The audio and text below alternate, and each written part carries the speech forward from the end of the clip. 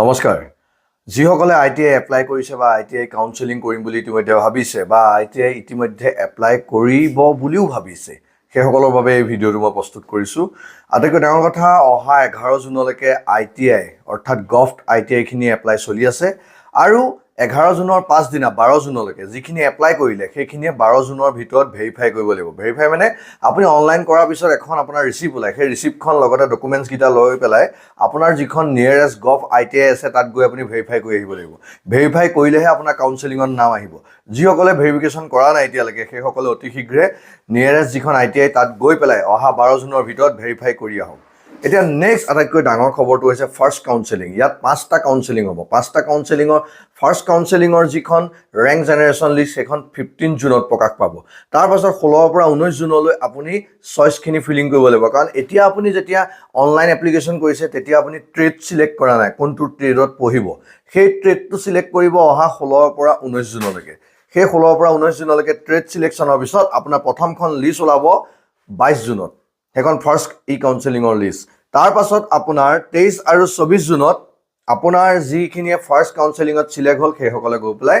সেই যোনখন আইটিআইত আপুনি সিলেক্ট হৈছে বা নিয়াৰেষ্ট আইটিআইখনত আপুনি ল'বগৈ লাগিব এটা নেক্সট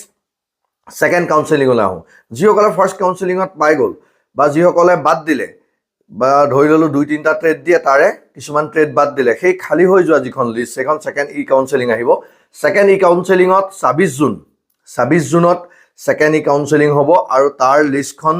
26 জুনৰ দিনাখন ওলাব সেই 26 জুনৰ দিনাখন ওলোৱা লিষ্টখনৰ যিসকলে পাব সেইসকলে 29 আৰু 30 জুনত এডমিশ্যন ল'বই লাগিব ভালদৰে শুনিব ভিডিঅ'টো স্কিপ নকৰিব আৰু নেক্সট থাৰ্ড ই কাউন্সেলিংটো হৈছে গুৰুত্বপূৰ্ণ ফাৰ্ষ্ট ই কাউন্সেলিঙত আপুনি যেনেকৈ ট্ৰেড সিলেক্ট কৰিছিলে থাৰ্ড ই কাউন্সেলিঙত আপুনি মডিফিকেশ্যন কৰিব পাৰিব মডিফিকেশ্যন মানে আপুনি ধৰি ললো এইটো ট্ৰেডত দেখিছে কাট অফ মাৰ্ক ইমানলৈকে নামিছে আমি পোৱাৰ সম্ভাৱনা খুব কম তেতিয়া আপুনি মডিফিকেশ্যন কৰি পেলাই বেলেগ এটা ট্ৰেডত আপুনি দিব পাৰে আৰু সেই থাৰ্ড ই কাউন্সেলিঙৰ যিখন এলটমেন্ট লিষ্ট সেইখন 3 জুলাইত ওলাব আৰু সেই 3 জুলাইত যিসকলৰ নাম আহিব সেইসকলে 4 পৰা 6 জুলাইৰ ভিতৰত আপুনি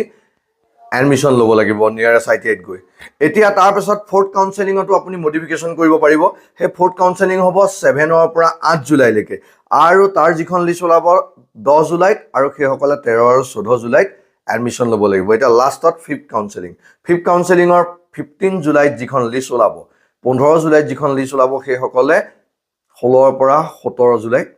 এডমিশ্যন ল'ব লাগিব এইখিনি হৈছে আইটিআই কাউন্সেলিঙৰ ক্ষেত্ৰত খুবেই গুৰুত্বপূৰ্ণ আৰু বহুতে সুধি থকা কথা কিয়নো আইটিআই কাউন্সেলিং কেতিয়া হ'ব কি হ'ব অনলাইনত কেতিয়া চাম কেতিয়া মডিফিকেশ্যন কৰিম এনেকুৱা ধৰণৰ বহুতো কুৱেশ্যন আহি থাকে এই কুৱেশ্যনবোৰৰ আনসাৰ এক অৰ্থত দিবলৈ আপোনাৰ মোৰ বহুত অসুবিধা হয় সেইকাৰণে মই ভিডিঅ'টো আগবঢ়ালো যদি ভিডিঅ'টো চাই ভাল পাইছে তেতিয়াহ'লে প্লিজ ছাবস্ক্ৰাইব কৰি থব চেনেলটো আৰু পেজটো ফলো কৰি থবলৈ নাপাহৰিব এনেকুৱা ধৰণৰ বা বাতৰিখিনিৰ কাৰণে থেংক ইউ নেক্সট ভিডিঅ'ত আকৌ লগ পাম